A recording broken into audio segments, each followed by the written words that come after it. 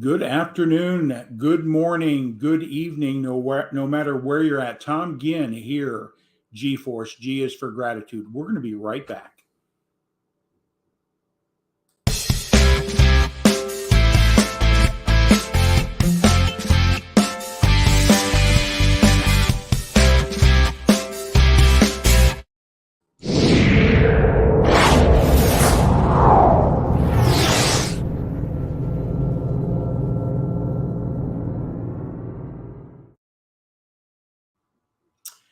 Good afternoon. Good afternoon. Friday. What are you grateful for today? As always, the question. Gratitude, I believe, is one of the most powerful principles we can incorporate in our life, no matter what our circumstances are. And it changes our perspective. It allows us to understand that there's forces greater than us that can guide us and help us in our lives. And it's so through gratitude. I call gratitude the gates to love. So I established this program because I was coached in gratitude principles, and it changed everything in my life. You know, I was a type of person that was beating myself up and felt I was a victim in things in life, and wasn't living to my fullest potential. And the moment I was coached on gratitude, it changed everything. And today I'm really grateful for the opportunity to interview for the second time my guest today. And I'm honored and humbled to have her on. We interviewed here a few weeks ago on Own Your Own Health. And but gratitude's such a powerful principle. And what do I like to do before I bring my guest in is tag and share your friends out there. Turn on your notifications, because the message our guest is going to be sharing today can make the difference in somebody's life in a very significant way.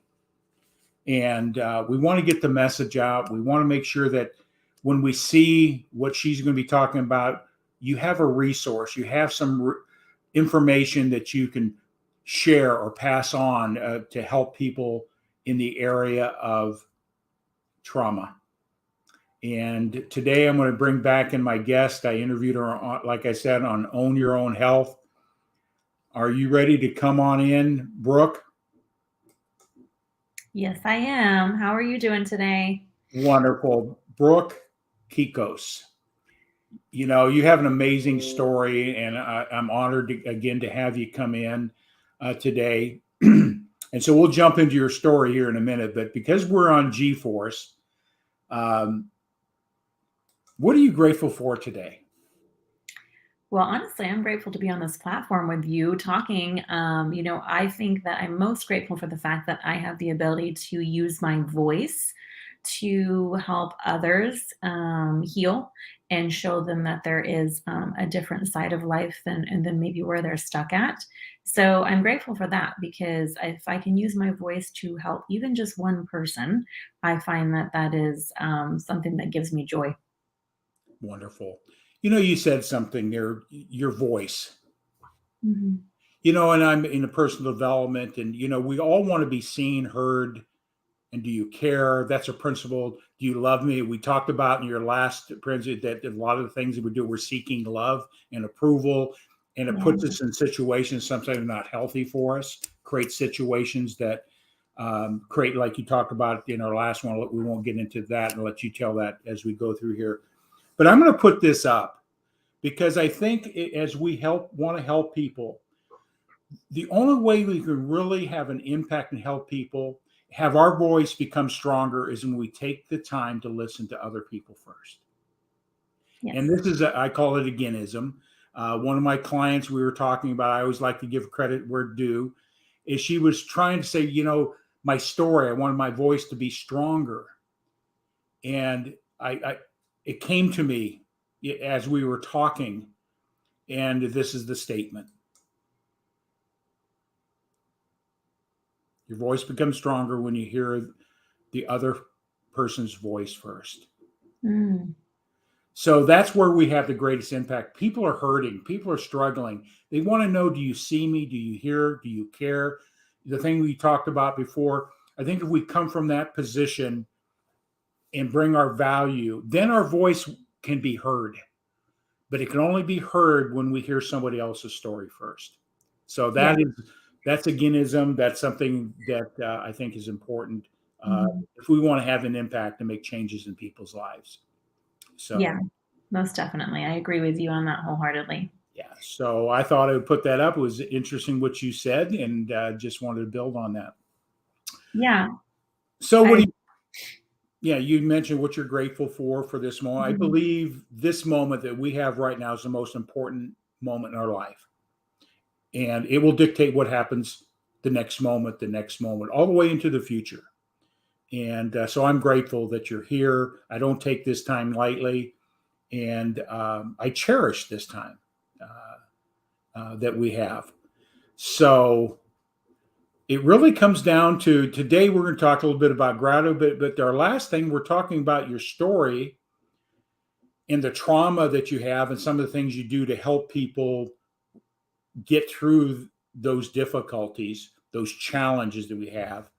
So I'm just going to turn it over to you. Just share a little bit about where you're from, your background, as much as you want to share, your why and your story. Why are you doing what you're doing, and what got you into the field of helping people with your disciplines that you help people to get through those challenges in life. So it's all yours, Brooke. Okay, I love it.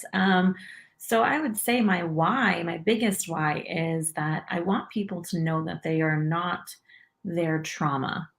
They are not their story. They are not the victim.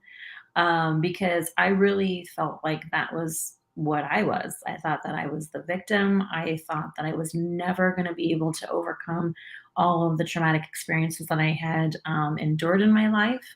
And I just felt hopeless, right? So if I can give that gift to someone to help them understand that it's not hopeless and that they can overcome this and that they can become the best version of their self and heal all these parts of them, that is my greatest gift to the world, right? That I can give out. I think that my story is something where, I come from extremely from limited beliefs. I was raised in a religious sect that was controlling, abusive. It was fear mongering, right? They really induced a lot of fear in us. And they controlled us that way, right? By using the fear to control us. And I was always different. Okay, so if nobody knows, I was raised as a Jehovah's Witness, and they don't celebrate holidays, they don't celebrate birthdays. Everything is very controlled within that religion. You have to act a certain way, and if not, then you're shunned, you're pushed out. And for me, that was always really hard because I hated growing up different. And that also was with the fact that I was raised by, a very dysfunctional family, and my father was narcissistically abusive, and that always left me feeling like I was not enough. And that led me to get into an abusive marriage for 17 years. So all of those things compounded, as you can see, probably in a short story here, is it was a lot of traumatic experiences. I had severe complex PTSD, so much anxiety that really caused me to feel like I don't know if I'm ever going to overcome these things, right? And I'm still healing, right? Even though I've done all this work on myself, I'm still healing. But realizing that now on the other side of that healing journey and really kind of gotten through some of the dark places, if you will, that were so like feeling like I don't know if I can keep going. Now I'm like, oh my gosh, I'm so happy that I did that, because now look at me. Look, now I'm actually using my pain and I've turned it into purpose. And I've showed people how they can do the same. And so I feel like that is my why, right? I want to help others do that same journey for themselves and really show them how they can just have the freedom from everything from the past, and they can really live a more present, mindful, and really grateful life, right? I feel like gratitude, we talk about that, is I'm so grateful for so many things, and even for all the pain, which is weird to say. I know. I mean, I don't think I would have said that 3 years ago, 4 years ago, but I'm grateful because it pushed me to change. it pushed me to evolve, right? I used that pain to drive me to say, something's not right. I need to move. I need to go faster and figure out what's happening. And I need to find the things that are going to help me do that. When we take the word trauma, we think of something of violent, something physically harming, all that. But trauma it could be just a one Mhm. word thing that impacts somebody, that hurts them at a deep level. And so I like to have that conversation, because you mentioned PTSD, and people think PTSD is that you were involved in a violent activity, a war, all this thing, your life is threatened, and so on and so forth. But PTSD goes to some very simple things, and Mhm. everybody's going to take the environment and things that are put out to them differently. But why don't you share a little bit about the PTSD, and Mhm. because that's trauma. Yeah, it is. So, really, it is anything that has caused someone to go into a trauma response, which is fight, flight, freeze, or fawn. And so it could be big trauma. It could be something really drastic like watching a murder, or, something like, or it can be something that's smaller trauma. But the largest thing I think that people need to understand about the trauma response is that most of those trauma responses that you have used to adapt as an adult came from childhood. So, and that trauma could be something, that was large that happened, that you was so, made you such in a fear state that caused you to go into one of those trauma responses. And it can be something small, or things that compounded of the way that it made you feel, right? Every time you didn't feel seen or heard, and you went into fight or flight because that was traumatic for you. It's just all in your perception, right? For me, it started from when I was very young. I really traveled back and really in this healing process realized that it started at 2 years old when I first went into my first fight or flight response and disassociated completely. So when I say disassociated, it is kind of like this feeling of like you're not in body. It's like your body is in so much of a fear state, you literally feel like outside of body, and you're not really present in that moment whatsoever, because your mind believes that um, it's trying to protect you. So you're not feeling safe. And that's kind of when it happened for me. And I think I got stuck in that ever since I was 2 years old. And that became just a pattern for me. And I still fight it to this day, even though I've done, like I said, a lot of the healing process. I still, at times, if something triggers me and I feel that moment, I would still will sometimes see myself going into fight or flight. But the only thing that can help me with that moment is to really come back into my surroundings and breathe and know that it's okay. Hey, I'm safe, and reminding myself that I'm safe, and nothing bad is going to happen. So PTSD, and when I say complex, it's because you have a lot of traumatic experiences that compound upon one another. And so if you've been in abusive relationships, most women come out of those with complex PTSD because they've gone into that fight or flight so many times because they've been in fear of their life. Because if you're in an unstable environment, you're never going to feel safe. So, Right. I could talk about that for hours, but I'll let you I'll let you break in here. The last time you were on our Own Your Own Health, and we're talking about trauma, some of the things we're talking about right now, and sometimes that little thing can create Mhm. a trauma, a hurt, whatever you want to call it. And you said something to me that really got my attention, and looked at it from my own perspective. It caused me to say, but that was Tommy Ginn, a little boy. And some of the things that were said to me didn't affect my sisters, but it affected me, because the language and the communication was the same to them as me. But my little Tommy, that little guy, the trauma was, and you said this, that a lot of trauma is that because we're seeking love. Yes. And it brings a little bit of tears to my heart, because Mm. when I look back at those little things that, there's good sides of people, and there's also, everybody has deficiencies as well. But I look back at my stepfather and how he talked to me, Mm. and all I wanted was love. That I was accepted and I was loved as much as his blood daughter. As a little kid, we can't decipher that. And I just I want to compliment you by making that point, because it really goes, now I understand Yeah. at a different level that little thing, what I was seeking, and it created hurt, trauma, Yeah. and it didn't affect my sisters, but it Yeah. affected me. So Yeah. I just want to compliment you on that, because that was an awakening, a different perspective, different understanding. So thank you.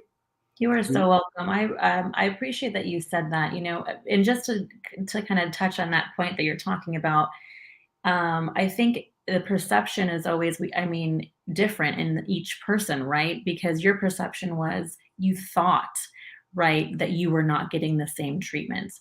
And perhaps you weren't, but most likely it was your perception that made you think that you weren't being loved. And so I always teach people, we're subconsciously stuck at the age that we received the least amount of love, or that we perceived that we were receiving the least amount of love, right? Or that we were being treated differently, because our ego cannot handle that thought of being treated differently, or feeling left out, or not feeling loved, or feeling validated, or seen or heard, right?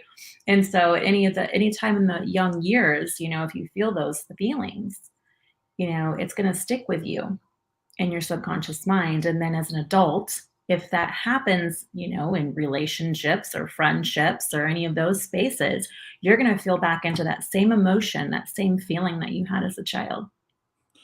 It's funny that I've had PTSD. I was held up Mhm. at a gunpoint when I was working in a convenience stores about 20 years ago, Yeah. and of course I went through some psychotherapy. The company used the resources that they had to get me through that. But I said, I'm tough. I got it handled. And I didn't realize it for all these years. A lot of my behaviors, a lot of things that I would react to versus respond to were directly. I couldn't even watch a football game anymore the Mm. same way. When I see somebody get hit, I would move into that PTS state. I don't know what you want to call it. I'm just talking lay language. And then here recently, and it was the same thing. I got in a situation where my computer is being compromised while I'm on the line with them. And it felt like the same thing, the same gun at my head. Mm. Even though it was remote, there was no way he could have harmed me other than the fear that he was going to take ownership of my computer. But it was exactly the same. And I Yeah. was flabbergasted. Oh my gosh. So you never know how those things will re-trigger that. And so Yeah. trauma. It is, and it's any time that your mind, perceives that, "Oh, this feels familiar," like a familiar time when we didn't feel safe, and it'll go right back into that same emotion, that same feeling. In the hypnotherapy work that I do, a lot of people that come to me with trauma or with things that they realize that it need to be healed, we go back to those stories and that perception that the subconscious mind is really holding on to because of that trauma or that scene that happened that is really limiting them, or it's kind of keeping them stuck in that fight or flight, or whatever they're stuck in. And we really walk through that journey of kind of healing that space and rewiring that reaction, right? Because what happens is that once your subconscious mind can kind of let go of that and realize, hey, we don't need to keep going back into this scene, or we don't need to keep thinking that all of these other things are going to happen. It can really get you out of that survival part of your brain, right, where it's like you're going to keep holding on to that same thought and that same feeling. And it's not meaning that it won't still happen. You're not going to give it as much attention. You're not going to feel those feelings and those emotions as strongly. And so that's what's really helped me heal a lot of my trauma responses, is now I'm able to stay in the more cognitive mind, the thinking mind, and be able to say, oh, is this truth, or is this just a past event that's making me feel this emotional response? And now I'm able to use that thinking ability and actually be like, no, this is not reality. That's a past event that I'm feeling into, and really come back into the present moment. And it's really helped me live a more mindful life. And it's really helped me just be able to understand the difference, because that fear can overtake you as you experience that day, right? That fear can just debilitate you, and no one wants to live like that, right? It's the stress response, the cortisol that happens, everything that comes with feeling those feelings is devastating, and health wise it's devastating on us, right? And I think that's a lot of the reason why people have so many health issues today, is because they're stuck in fight or flight, Yeah, right? Yeah, fear that exactly. changes everything Mhm. in that. Yeah. So your story is you grew up as a child in an environment that was controlling and dominating and all Mhm. that because of the culture, the religion, whatever it's, and Yeah. it could happen with any religion, right? It Yes. doesn't, Yeah. it's not picking on any one thing. It's just Mhm. humans how Mhm. we want to take control of their environments, yeah, Yes. and not in a healthy way. Yeah. Um, so you went through that. Of course, that behavior was learned. So our subconscious doesn't know. It's going to seek out what it's comfortable, whether it's good for you or not. It just knows that's comfortable. So Yep. that's where I go at a subconscious level. I'm putting in the Tom Ginlay language here, I love it. but that led you cognitively says, no way I'm going to get in that type of relationship that we end up there. How does that happen? And it's because it's so deep in the subconscious, Yeah. and we will bring into our life at a subconscious level thing we know we don't want, Yes. right? Exactly. Yeah. So you were in a relationship, a marriage, Mhm. and that, and you can share as much as you want on that. Yeah. And then what woke you up to say to leave it? I think that you made a decision to leave it, and then from there, I believe moves into your why and your purpose and those type of things. So why don't you just share that a little bit, part of that story, because your Mhm. story is not unique. Unfortunately, there's a lot of relationships out there, and I know people say it's always the women. I've known men that have had the same trauma Mhm. from an abusive woman. Yes. Wholeheartedly. It's not a dominant thing. I'm a man. I'm stronger, more powerful. I'm going to be. Women can have the same effect on men as well. I just Oh, yeah. I've seen it, and so it's not just a guy over a gal. I'm bigger, stronger, and Exactly. that's No, I that's agree. It can happen with anyone. Yeah, for sure. It definitely can. I think so for my story, obviously coming from the background that I did and having the dysfunctional relationship that I was modeled, right? That's all I knew. That's what I thought love was supposed to look like. So when I found the man that I thought, oh, this is, at first, when it was crazy and it was chaotic, and I was like, oh, this is my normal, right? This is my familiar, right? And I loved my, I got addicted to the highs and lows of the relationship, right? And that became my normal, because that's what I was my normal as a child. I didn't know when the next time my father was going to be angry, and he was emotionally unstable, and that's what I was used to. So I chose a partner that was exactly the same, right? And I was stayed in that marriage for 17 years, but I didn't know any different, And everybody said, "Oh my God, why did you stay? I don't understand why you stayed." And I was like, I didn't know any different, and I was in fear, right? I was fearful of one, leaving. Two, I was in a religion that frowned upon divorce. Actually, it was like really looked poorly on. So it was another thing that kind of kept me trapped within the relationship. And then I didn't have any self worth, right? Because I had the abusive partner, and it was just I didn't know what to do. And so for me, it was like, I think my point was, when I was starting to see a trend, that I would pick really selfish friends, which is interesting. And these friends I realized they were narcissistic themselves. And I was like, man, why does this always go wrong? Like, what's happening? And so I started to do research and I figured out, oh my God, I have a narcissistic friend. And I was like, this is so weird. Like, and that led me to finally be like, oh my God, I think I'm living with a narcissist. Like, so I started to do research, right? I started to be like, okay, I didn't even realize this is a thing and I didn't understand it. And the more that I started to understand it, I started to realize that, okay, something that this hasn't been right all along. This is not what love looks like. This is not what love is supposed to feel like. And that really led me to be like, okay, I need to break free from this. And we kind of broke free from the religion close to the same time that I got divorced. So I broke free from both. And that was very difficult because not only was I losing a relationship, even though I knew it was toxic, coming out of a abusive relationship, for anyone that has done that before, it's like a drug addiction. So you're coming off of this chemical addiction that you have to the highs and the lows, this dopamine high, right? Yeah. And that was treacherous in itself for me, very painful.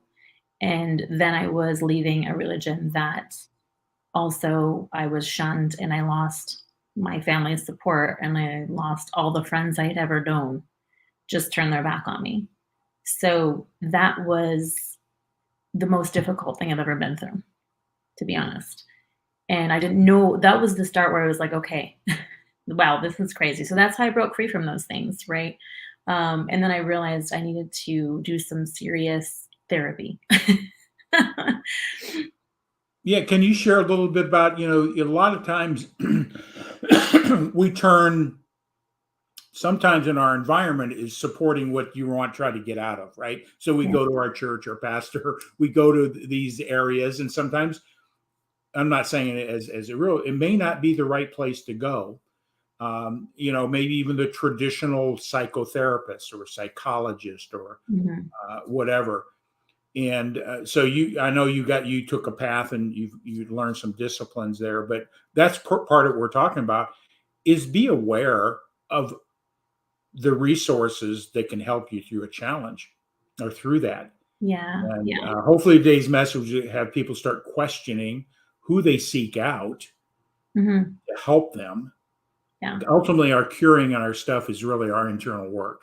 They can just maybe guide us and Yeah. bring things to our attention and how to change our thinking and our relationships to the trauma. But so did you get traditional what we call what are because go see a psychiatrist or a social worker or Right.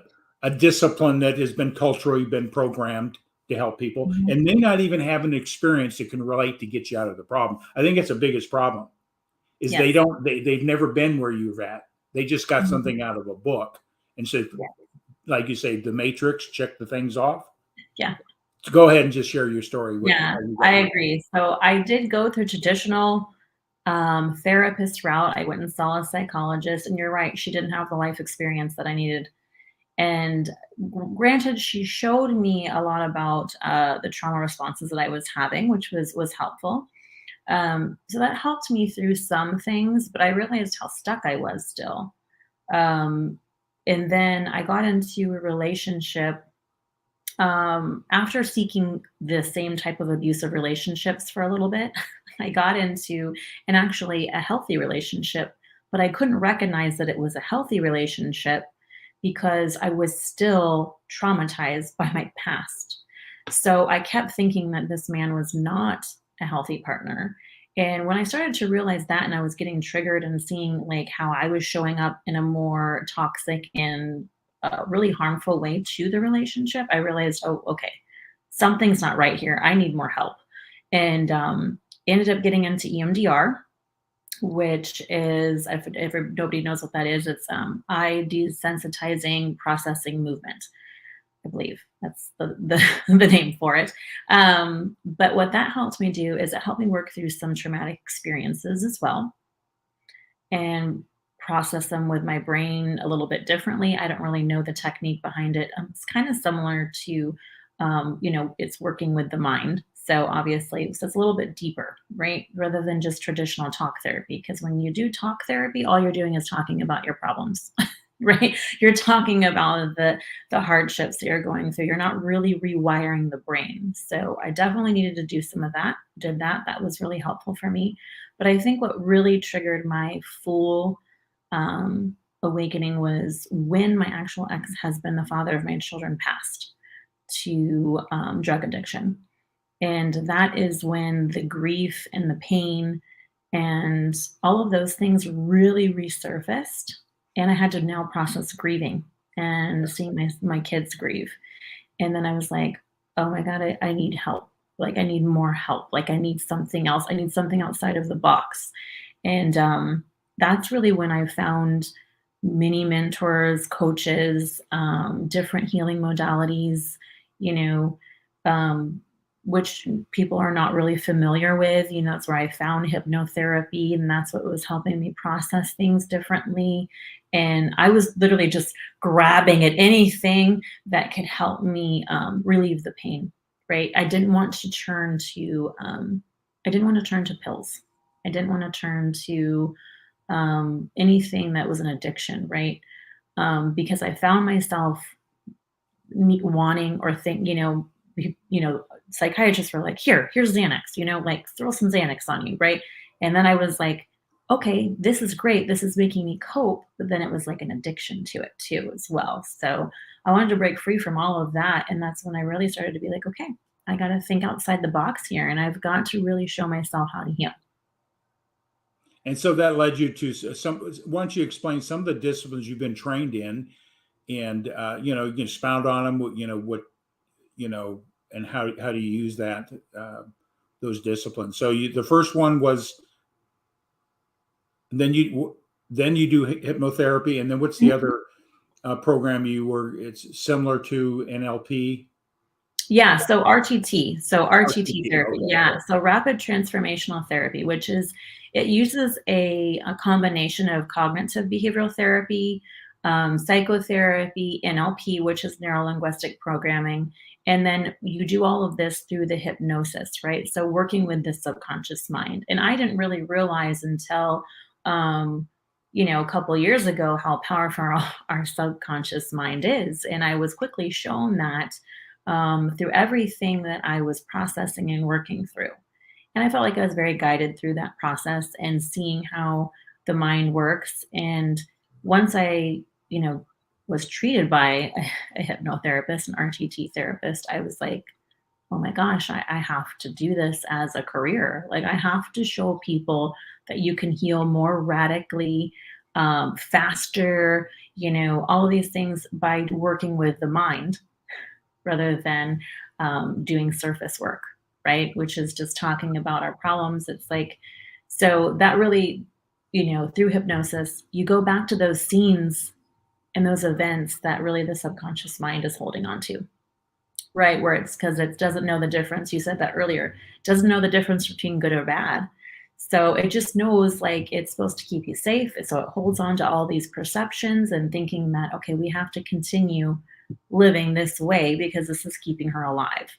And when you get rid of the things that are really not serving you anymore and you become more conscious, aware of everything and understanding yourself, you get to be in the driver's seat. You don't get to be on that subconscious autopilot feelings and emotions and perceptions, and you get to actually live more freely.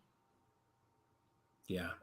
Because that sort of leads to, that there's a lot of, this is all science based too. I mean, this is, sometimes people think of hypnotists, like on our last interview, my perception as a hypnotist was they get you on stage, they put a thing in front of you, the silver object, and then you do one of those, and then they get you to bark like a dog.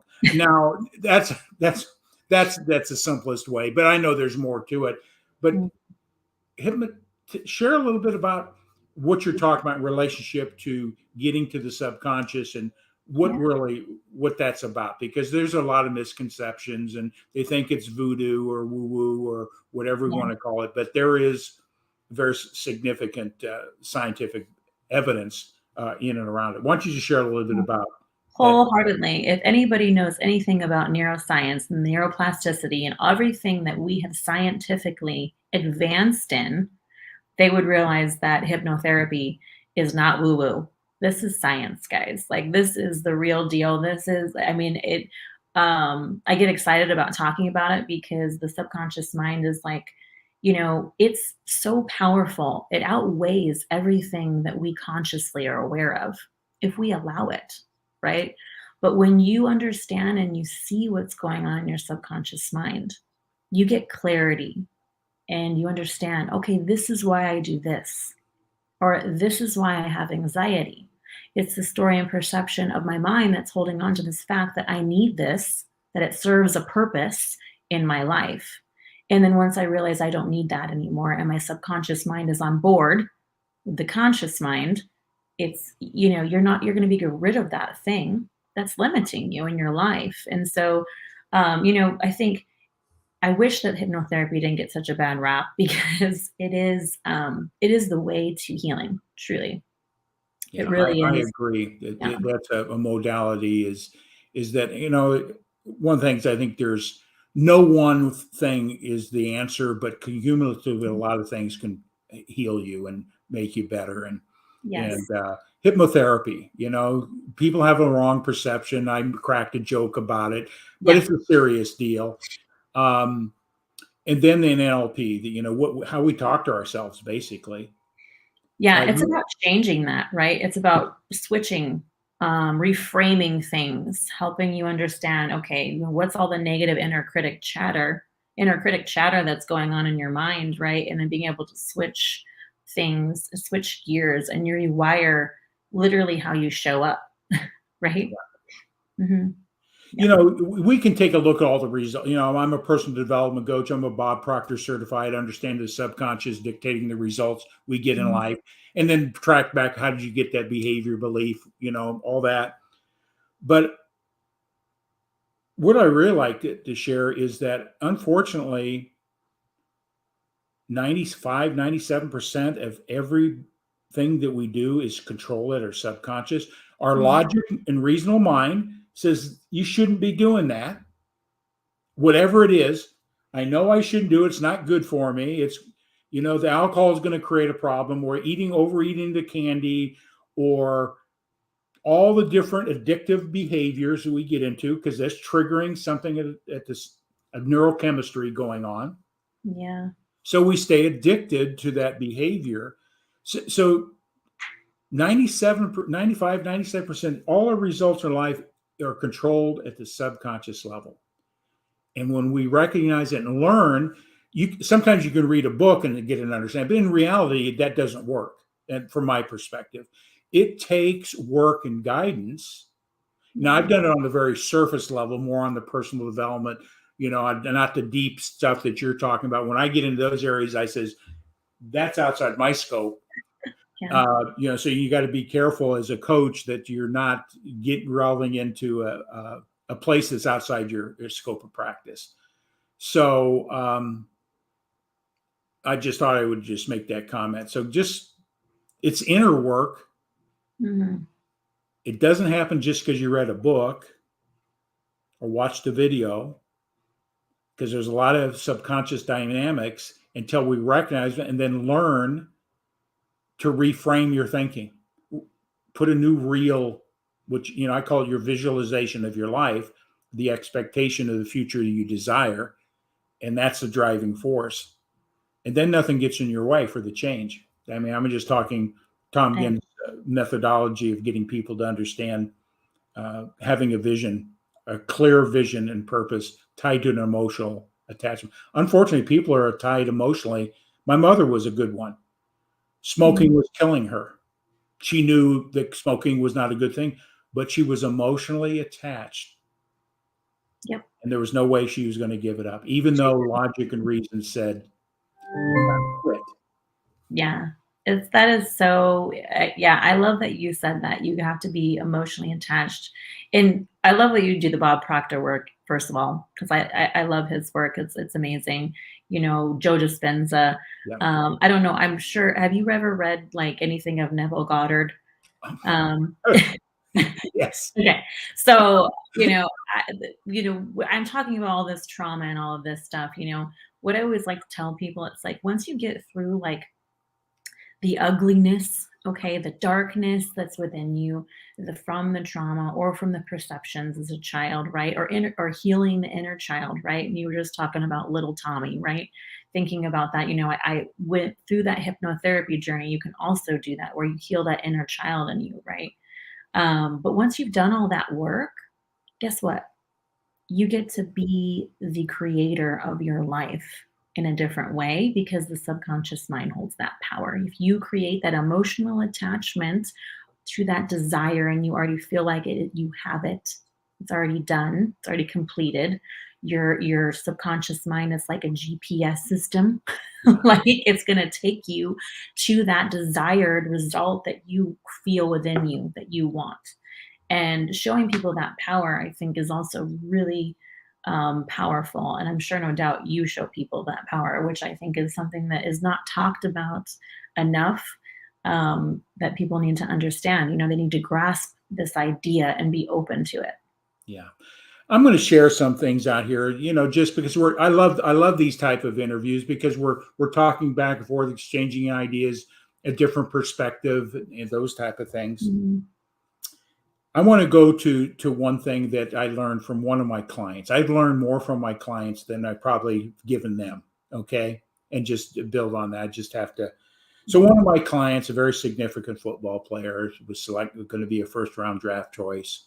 And anyway, his world fell around when he fell down around him, and he was traumatized, not just physically, had a ruptured Achilles tendon. His whole community around him went away because they Mhm. wanted to ride the big paycheck with him, right? Yeah. So that's a trauma. And I came into his life, but he taught me something. He turned me on to a person called Dr. Miles Monroe, the power of a vision.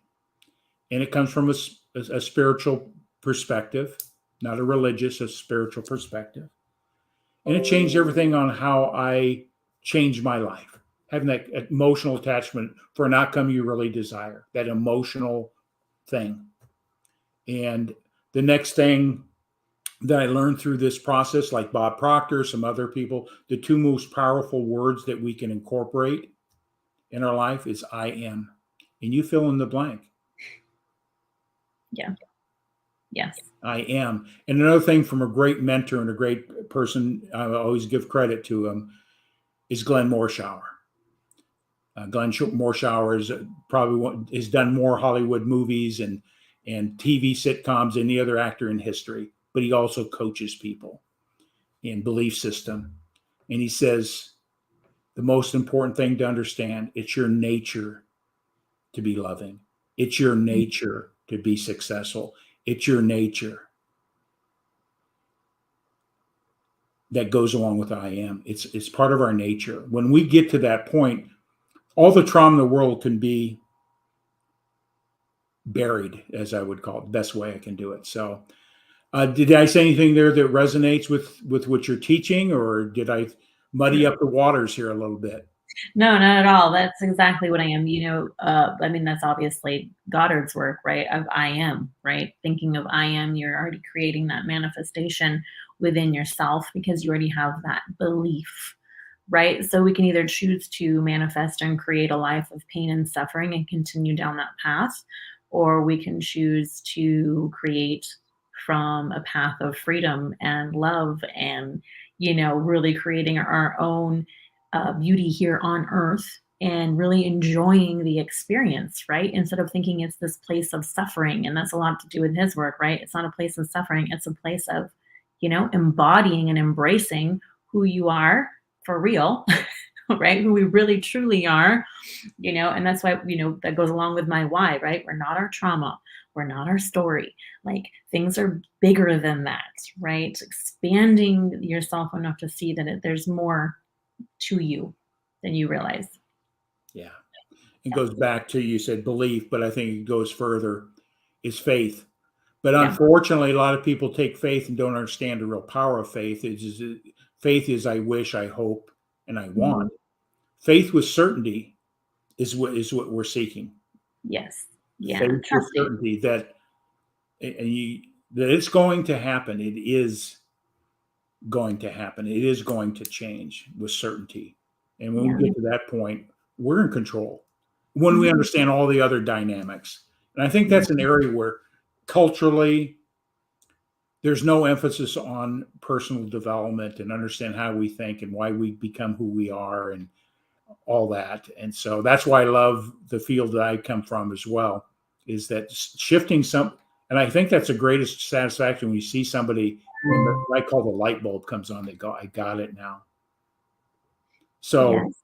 Yeah. The um, clarity, right? The clarity, that consciousness when you kind of raise the more conscious awareness, right?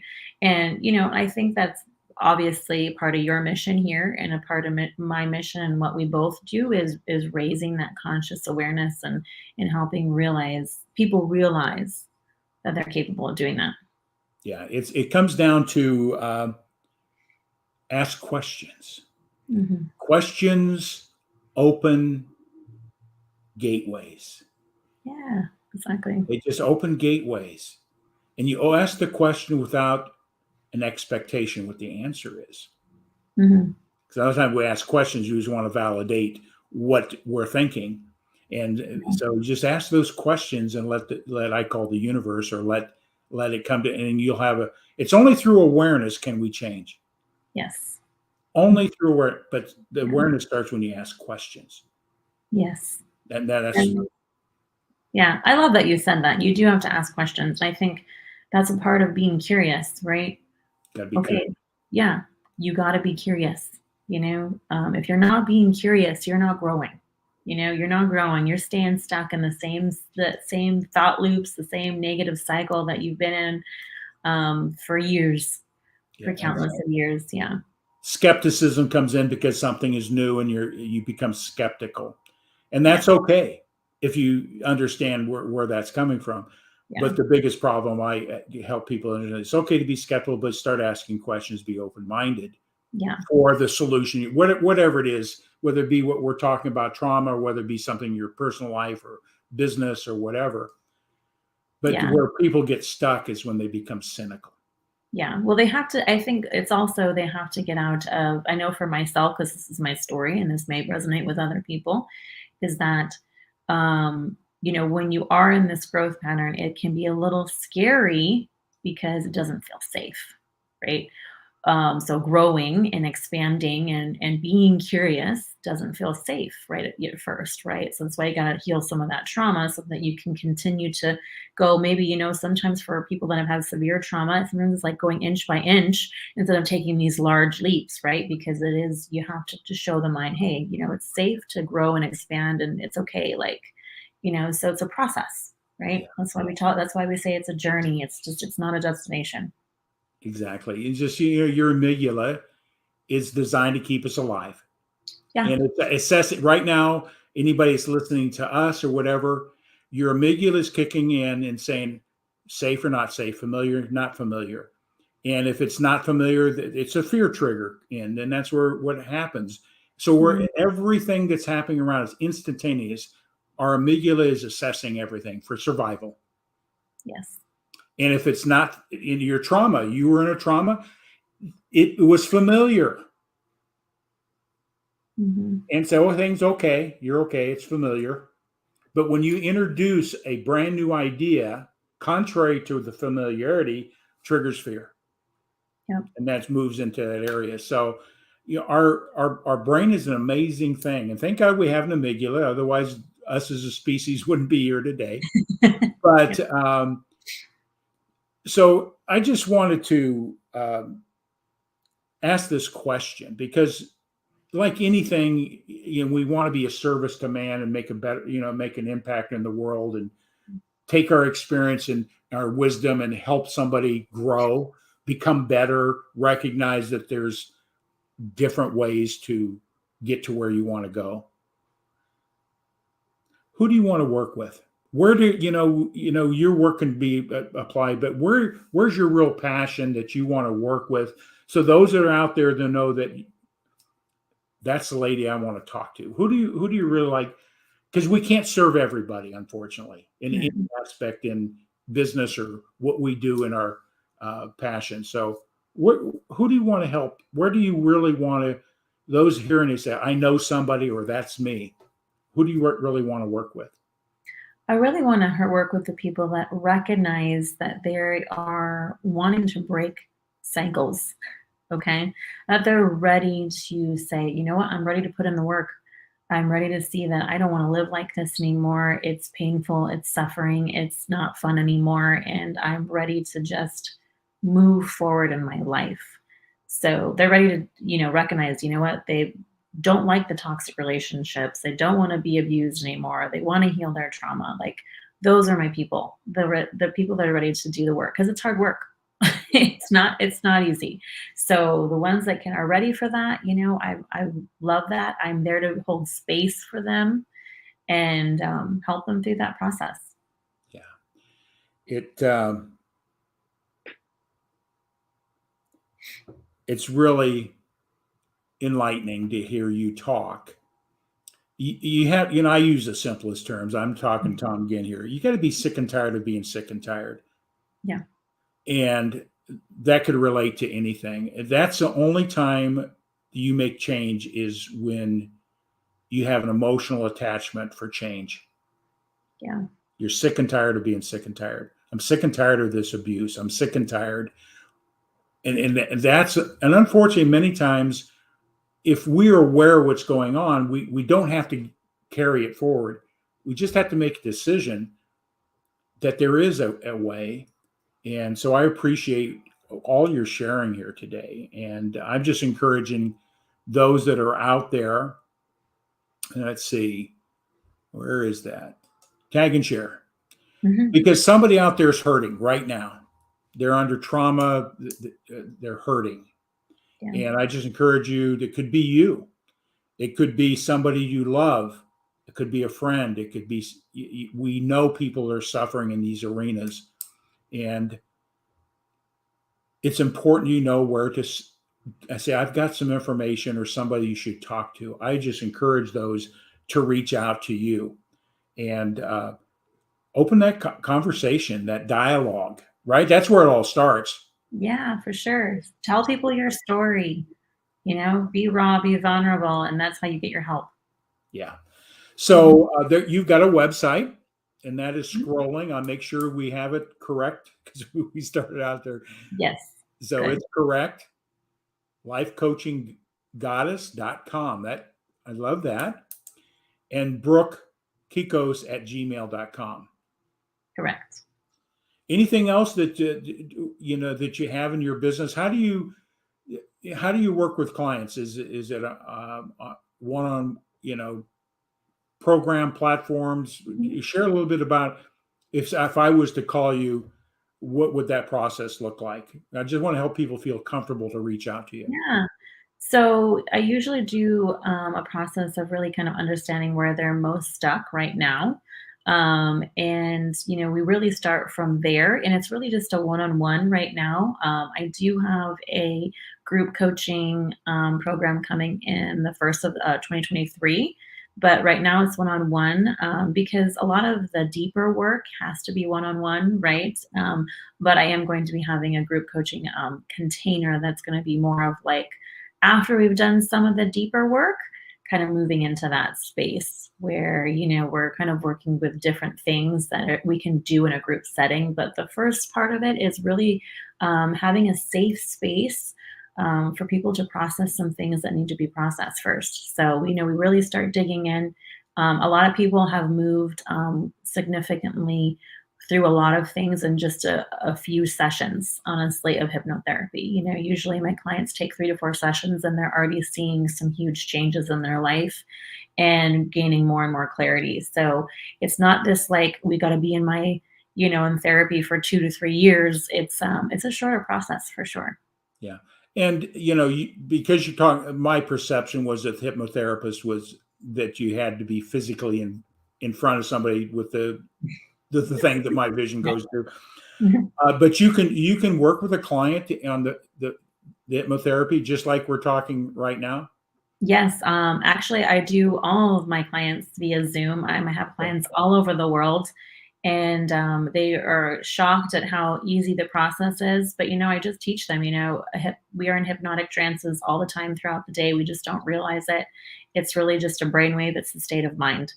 And so, showing them to that, not only does that help them, get through the process, but it helps them be able to do that for themselves on their own time as well. Cool.